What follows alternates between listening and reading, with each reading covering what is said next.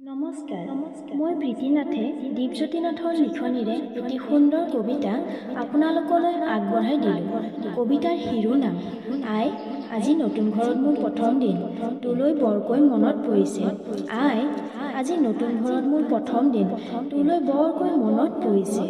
মোক লৈ নতুন ঘৰখনে যেনেদৰে আশা কৰিছে, সেইখিনি মই কৰিব পাৰিম নে নোৱাৰিম নাজানো। আই, তই যেনেদৰে মোক সুশিক্ষা দিছ, তেনেদৰেই মই নতুন ঘৰখনত নিজকে গঢ়ি তুলিম।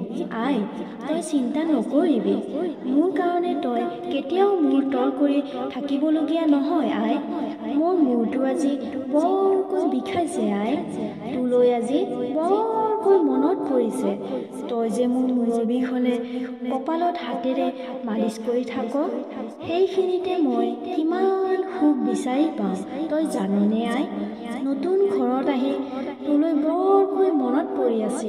আই, তই বা সময়মতে ঔষধ পাতি খাইছনে নাই, সময়মতে খোৱা বোৱা কৰিছনে নাই জাননে। আই, পুৱাই গা ধুই মই নতুন ঘৰৰ গোসাঁই ঘৰত ঈশ্বৰৰ ওচৰত বন্তি জ্বলাই প্ৰাৰ্থনা কৰোঁ, মোৰ আইক কুশলে ৰাখা প্ৰভু, মোৰ আইক কুশলে ৰাখা।